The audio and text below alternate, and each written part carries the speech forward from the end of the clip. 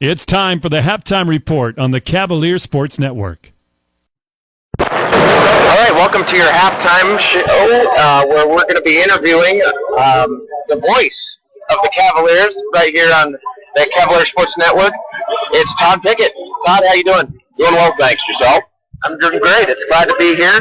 Unfortunately, you can't make it with us. You got to work. That's understandable. But tell us a little bit about your part with the Cavalier Sports Network.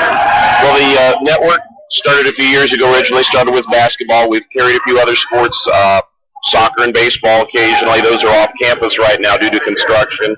And hopes are when they get back on campus in their new facilities, we'll be able to expand the network a little bit. We do men's and women's basketball, primarily the home games. We've traveled on the road here in town a little bit, but all of it's internet-based, so it's a little tough to get connections at some schools and things. But we carry all the home conference games for both the men's and women's teams here at Concordia University.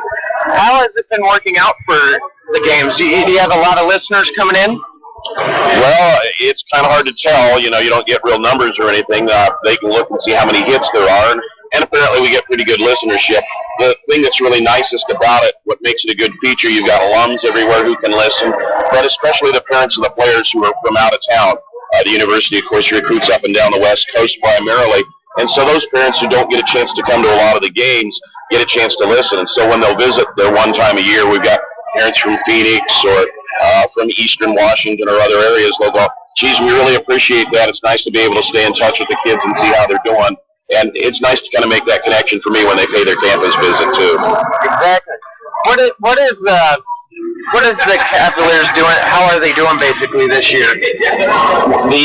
Both programs are kind of battling right now to get a spot in the Cascade Conference postseason tournament. The way the conference is set up, there are two berths that the conference has to the NAIA Division II National Championships. One automatically goes to the regular season champion. Concordia doesn't have a shot at that any longer. The other goes to whoever wins the postseason tournament. So that's always an option. And the other part of that is if you make it to the final of the tournament and you happen to be playing the regular season champion, you automatically get the second berth whether or not you win that championship game. So they're going to have to get through the tournament if they want to go to nationals. The men are top 8. The women are right on the edge right now battling for that number 8 spot. That's a little bit of a letdown after winning the league championship last year and going to nationals. They lost some key players from that team. They're growing. It's a very young team and developing as a backcourt. The men have had their ups and downs a little bit, too, at some key spots. Alex Tiefenthaler had a great night last week for him, had a 42-point performance last week, career high. They've got 2 road games this weekend up in the Seattle area at Northwest University and Evergreen State College, and then 2 real tough ones at home, Oregon Tech, which is a perennial men's power, and then Southern Oregon to close out the regular season.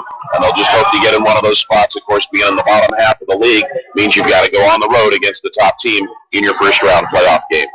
What is it like being here at Concordia University? I know your history. You were formerly with Fox, with broadcasting. I mean, it's got to be an awesome feeling being a part of a well-known, historically great university like Concordia University. Well, it's a special place. One of the things that makes it nice is its size. It's an intimate place, and everyone knows everyone. There's great support. You watch as the students will come in and sit as a block, and a lot of the athletes from other sports support one another. The basketball players are at the soccer games. The volleyball players turn out for baseball, and so on. And those are some of the things that make it special. It's a unique setting. It's kind of its own little island in the north part of Portland and has such a great history as an academic institution. So it's fun to be a part of that and to help promote that message of both academics and athletics, as well as the Champions of Character initiative, which deals with sportsmanship. Just to help be a part of that and promote that to people is special. Well, Todd, I wish you could join us for L.E.S.T. This is a historic event. I mean, never done before, and we just thank you for letting us use your equipment and being such a great. How would you put that? Co-host. We'll just call it host. Yeah, and we appreciate it. My pleasure. It is fun. This is a special event, and it's great for the kids. They get to be at a university and see a taste of that. That's always good as well. So have a great weekend and enjoy your broadcast. Alrighty, thank you very much. We'll get back to the game here in just a few seconds here. We're going to listen to some participant feelings about L.E.S.T. We'll be My name is Hannah Berkner. I'm from Zion Everett, and I think Portland's really fun and exciting. And I participate in cheer, drama,